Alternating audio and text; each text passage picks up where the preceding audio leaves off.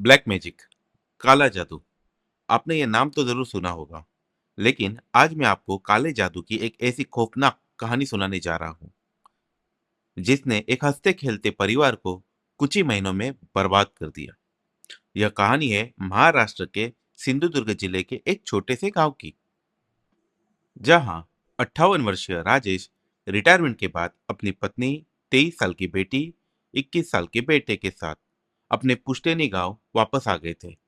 लेकिन उन्हें क्या पता था, जिस घर में वह सुकून की जिंदगी बिताने आए हैं, वहीं से उनके परिवार की बर्बादी शुरू होने वाली है। मुंबई में अपनी पूरी जिंदगी नौकरी करने के बाद राजेश रिटायर हो जाते हैं। उन्होंने सोचा, अब शहर की भागदौड़ छोड़कर अपने गांव में ही बाकी जिंदगी बिताएंगे। एक शाम राजेश अपनी पत्नी, बेटे और बेटी के साथ अपना सारा सामान लेकर गांव पहुंच गए। उनके बूढ़े माँ बाप पहले से ही उसी पुश्तैनी घर में रहते थे। करीब 100 साल पुराना वो घर था। बड़ा आंगन, पुरानी लकड़ी की खिड़कियां और चारों तरफ नारियल और सुपारी के पेड़।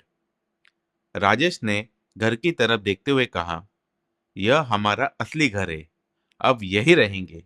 लेकिन उन्हें बिल्कुल नहीं पता था कि इस घर में कोई उनका इंतजार कर रहा है।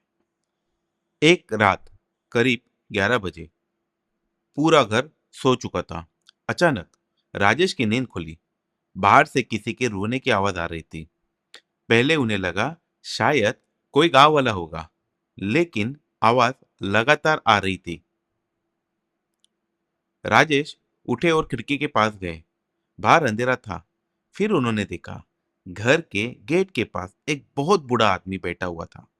उसके लंबे सफेद बाल थे, लंबी दाढ़ी थी और वह लगातार रो रहा था। लेकिन राजेश की नजर जैसे ही उसके हाथों पर पड़ी, उनके होश उड़ गए। उसके हाथ में राजेश के पिता की सफेद धोती और कुर्ता था, वही कपड़े जो उनके पिता अक्सर पहनते थे। बूढ़ा उन कपड़ों को सीने से लगाकर रो रहा था। राजेश तुरंत घर के बाहर निकले। उन्होंने आवाज लगाई, कौन हो आप? बूढ़े ने धीरे धीरे अपना चेहरा उठाया। उसकी आंखों से आंसू बह रहे थे। राजेश उसके करीब जाने लगे और तभी अचानक तेज हवा चली। पेड़ जोर जोर से हिलने लगे। राजेश ने एक पल के लिए अपनी आंखें बंद की और जब आंखें खोली, वहां कोई नहीं था। सिर्फ जमीन पर कुछ गीले पैरों के निशान थे। अगली सुबह घर में सब कुछ नॉर्मल था। राजेश के पिता आंगन में बैठ के चाय पी रहे थे। कुछ देर बाद उन्होंने अचानक अपने सीने पर हाथ रखा। राजेश दौड़कर उनके पास पहुंचे, लेकिन कुछ ही मिनटों में उनकी सांसें थम चुकी थी। उनके पिताजी की अचानक मौत हो गई।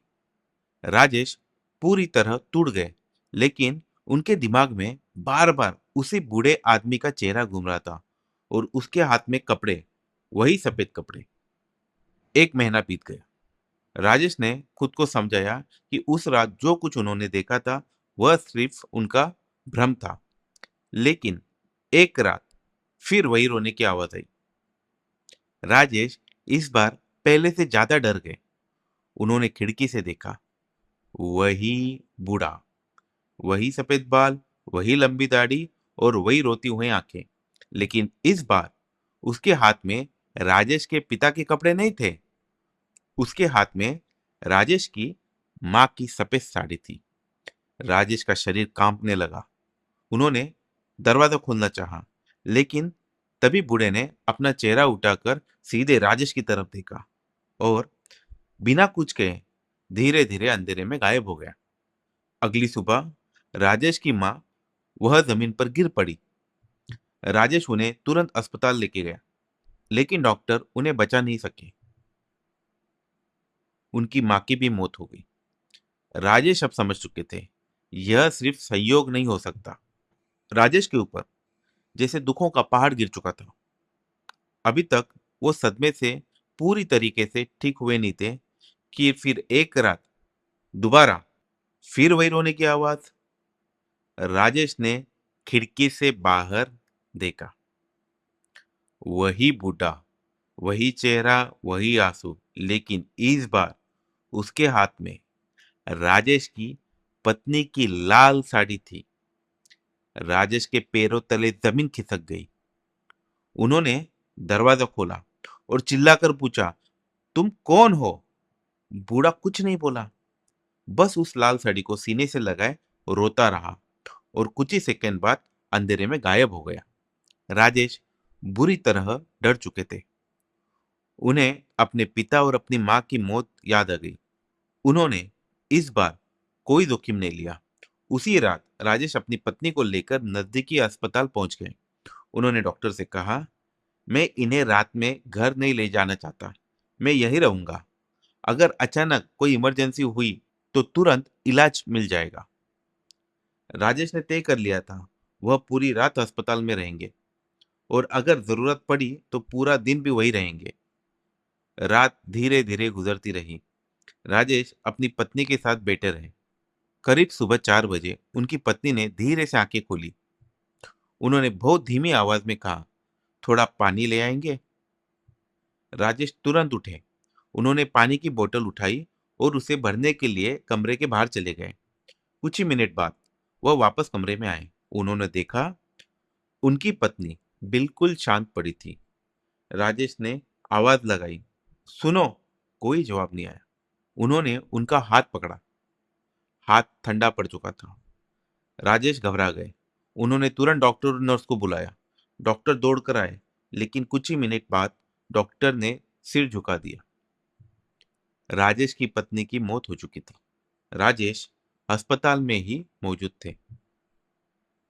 उन्होंने पूरी रात जागकर अपनी पत्नी की देखभाल की थी।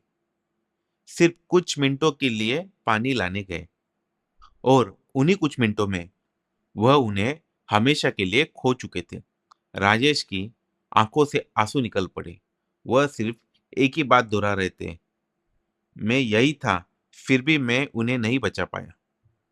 अब राजेश पूरी तरीके से टूट चुके थे। एक के बाद एक उनके पिता, उनकी माँ और उनकी पत्नी, तीनों की मौत हो चुकी थी। उन्हें डर था कि अब अगली बारी उनके बच्चों की हो सकती है। आखिरकार किसी ने उन्हें एक तांत्रिक बाबा के बारे में बताया। राजेश बाबा के पास पहुंचे। चारों तरफ दीपक जल रहे थे। राख, त्रिशूल, खोपड़िया और रहस्यमयी पूजा की सामग्री रखी थी। बाबा ने राजेश की हथेली अपने हाथों में ली। कुछ देर तक उसे ध्यान से देखा, फिर आंखें बंद कर ली। काफी देर बाद बाबा ने आंखें खोली और कहा, आपके परिवार पर काला जादू किया गया है। राजेश के चेहरे का रंग उड़ गया। उन्होंने पूछा, लेकिन किसने बाबा? बाबा ने कहा, जिसे आपकी संपत्ति चाहिए। राजेश को तुरंत अपने चाचा और चचेरे भाइयों का ख्याल आया। उन्हें याद आया, गांव आने से पहले उनके चाचा ने कई बार कहा था, मुंबई में ही रहो, गांव की जमीन के चक्कर में मत पड़ो। अब राजेश को शक होने लगा, कहीं उनकी पुश्तैनी जमीन इस पूरी कहानी की वजह तो नहीं। बाबा ने कहा, अगर आप इस संपत्ति के लिए लड़ेंगे तो अगला निशाना आपके बच्चों में से कोई एक हो सकता है।